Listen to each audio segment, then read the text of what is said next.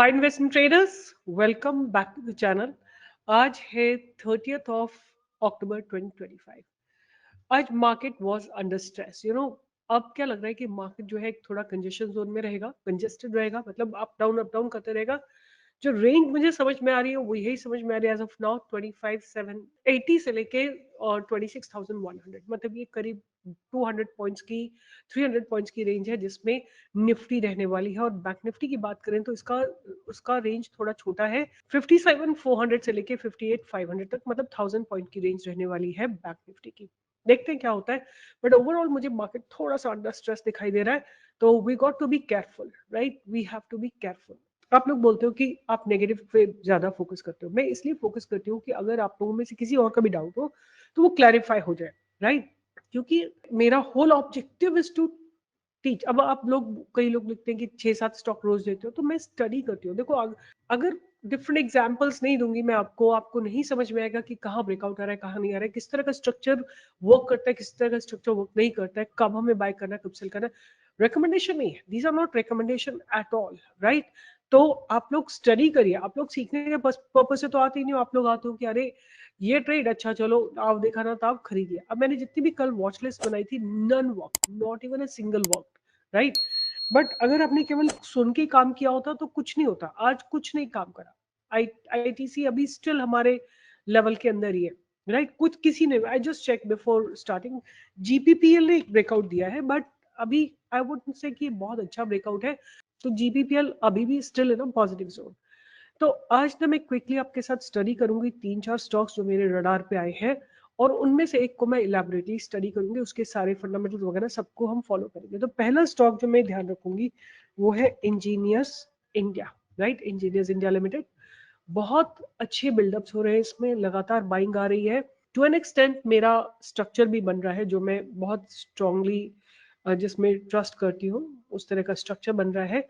और not only that, ये जो है स्टॉक, आज इसने एक अटेम्प्ट किया है अपने पास्ट बैलेंस को ब्रेक करने का। अगर आप इसको वीकली में देखेंगे तो आपको ज्यादा क्लैरिटी मिलेगी। तो ये अपने ट्रेंड लाइन को मेंटेन कर रहा है, स्ट्रक्चर अच्छा लग रहा है। अब पता नहीं चलेगा कि नहीं चलेगा, मार्केट नीचे गिर गया तो क्या होगा, कुछ नहीं होगा। जैसे कल मैंने एक लिस्ट शेयर की थी, कुछ नहीं चला। तो what I really want to tell you here कि समझदारी किस चीज में, कि आप अपना छोटी क्वांटिटी को लो, राइट। अगर कोई चीज बन रही है, डेवलप हो रही है, उसको इग्नोर भी नहीं कर सकते और उसमें बहुत हेवी ट्रेडिंग भी नहीं कर सकते, राइट। तो छोटा छोटा ट्रेड करो और छोटा छोटा पैसा बनाओ, और गिर जाता है, ट्रेंड लाइन के नीचे चला जाता है, एग्जिट कर लो, सिंपल। कोई और वो नहीं है। अब आप बोलते हो कि आप बताया करो, मैं नहीं बता सकती हूँ इतने ज्यादा स्टॉक्स को, हम केवल वही ट्रैक करते हैं जो ऊपर चलते हैं, राइट।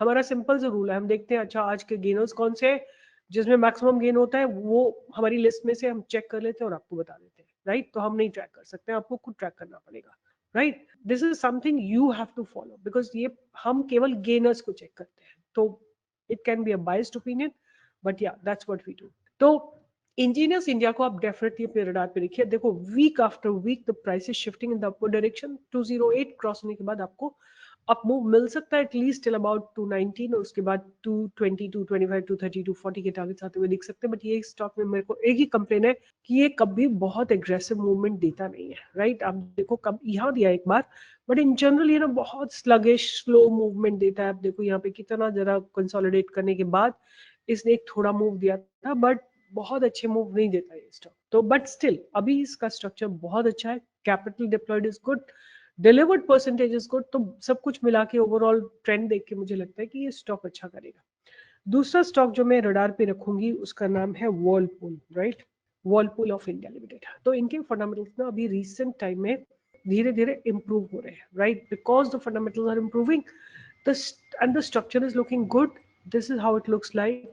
ये इस तरह का स्ट्रक्चर है, आप देखिए, राइट, आपके सामने लगा हुआ है। आप खुद भी मेकआउट कर सकते हैं कि this stock is in the up trend, और शायद इन्होंने अपने फंडामेंटल्स को इंप्रूव किया है, and that is why you can see the price is shifting in the upward direction. एक बार जाके इस पे आप इसके फंडामेंटल्स को भी चेक करिएगा, आप देखेंगे कि improvements are quite a lot.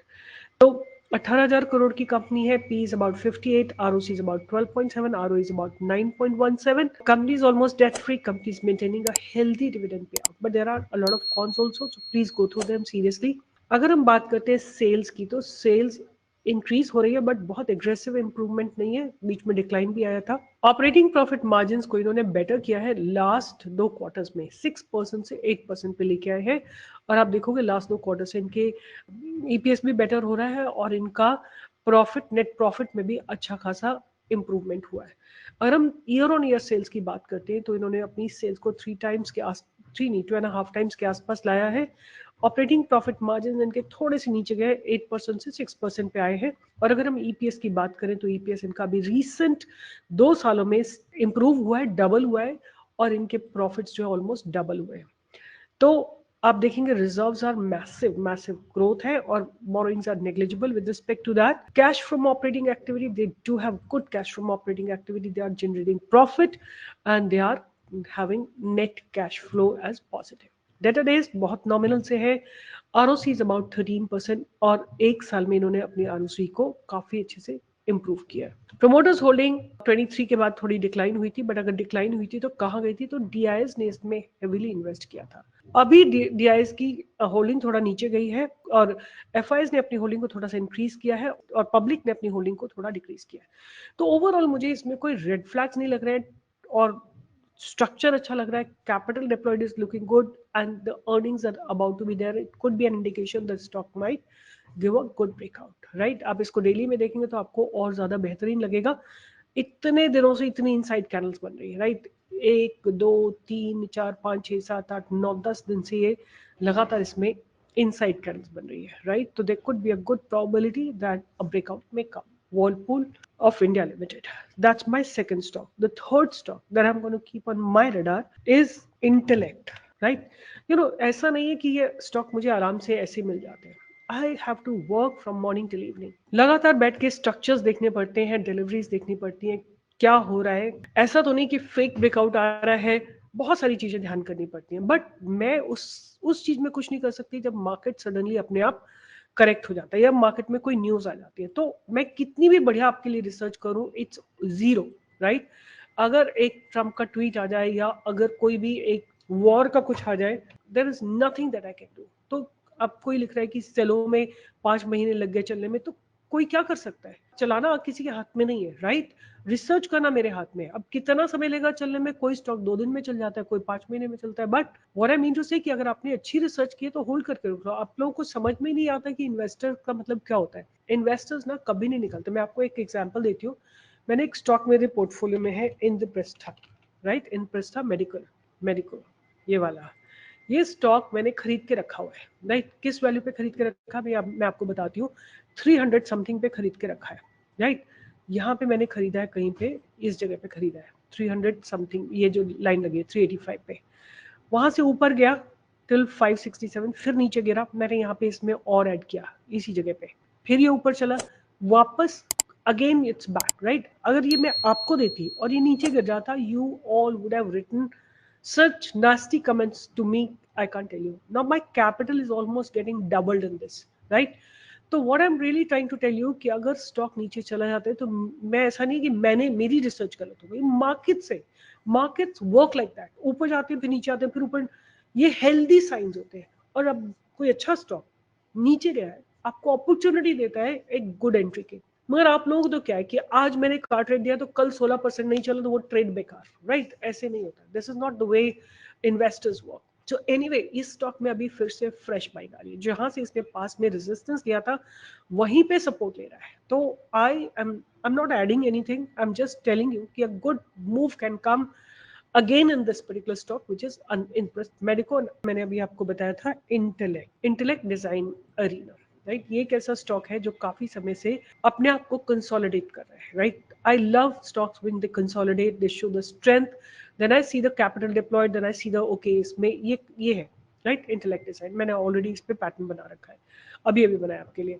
तो यहाँ पे आप देखिए, अगर ये पास्ट बैरियर ब्रेक हो गया, आप इसमें एक अपॉर्चुनिटी, और इनकी भी अर्निंग्स आने वाली है, right.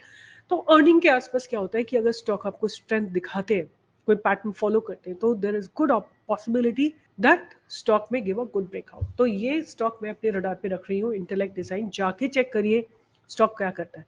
Before you right, you follow my research, you make a list, अपना रिसर्च पूरा करिए। 8,000 स्टॉक्स में मैं आपके लिए 5 या 6 स्टॉक्स लिखे, इनको आप अपने रडार पे रखिए, पढ़िए इनके बारे में जाके। अब तो परप्लेक्सिटी है, चैट जीपीटी, आप वहां पे केवल यही डाल दो कि मेरे को इंटेलेक्ट डिजाइन का P, PB, order book, sales growth, EPS growth, इन सब के बारे में बता दो। आपको कुछ नहीं करना है, सब आपके सामने आ जाएगा। बट जिसको कुछ नहीं करना, उसके लिए मैं कुछ नहीं कर सकती। I don't be here, you guys can go to the crypto, वहां पे बहुत पैसा बनता है, यहाँ नहीं बनता पैसा, राइट? यहाँ तो स्लो पैसा बनता है, बट मुझे लगता है कि बरकत स्लो पैसे में ही है, राइट? तो ये आप इंटेलेक्ट अपने रडार पे रख सकते हैं। और लास्ट स्टॉक जो है उसको मैं अच्छे से स्टडी करूंगी। The stock name is Midwest, right? Midwest Limited. So this company is recently listed. और ये जो मिडवेस्ट है is a vertical integrated natural stone and mining company dominant in black Galaxy and black absolute black granite with diversified operations across granite, diamond, wire, quartz and emerging heavy minerals sands. The company is India's largest producer and exporter of black galaxy granite, holding a 64% market share of Indian export. सो अब इसको quickly देखते हैं। 4,000 करोड़ की company है, P is about 39, ROC is about 21.7, ROE is about 18.7।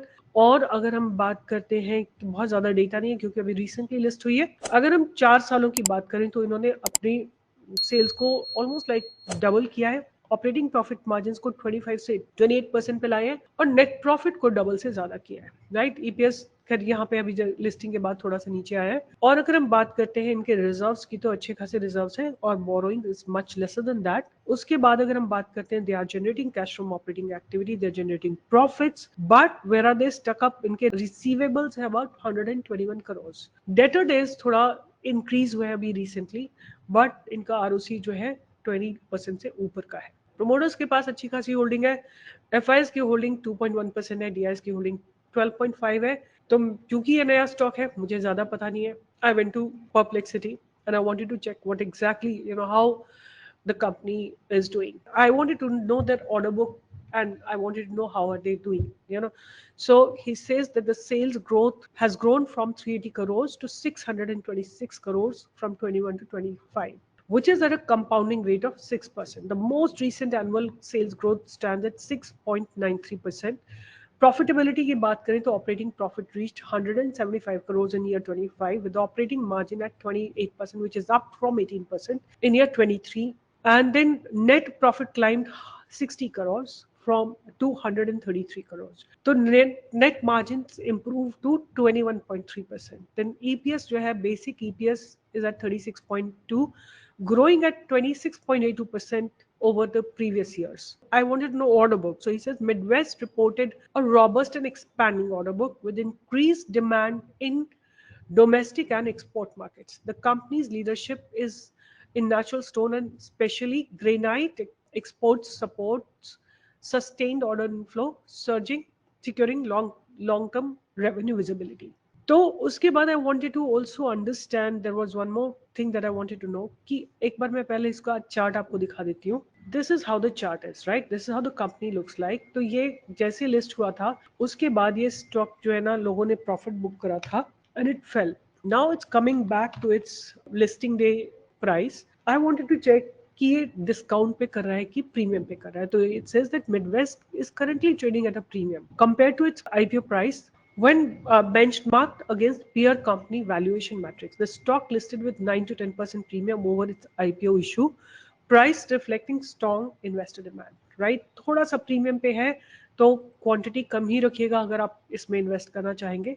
But overall मुझे कोई red flag नहीं लग रहा है। तो और कुछ सीखते हैं तो थम्स अप दीजिए, because I also need encouragement, right? आप लोग नेगेटिव तो बहुत फास्ट लिखते हो, बट अच्छे भी लिखते हो। आप लोग बहुत सारे हो जो बहुत सपोर्ट करते हो, और आपको दिल से शुक्रिया। और आप ही लोगों के लिए मैं काम करती हूँ और करती रहूँ। तो I will see you in the live market tomorrow from 10 to 11 and keep learning.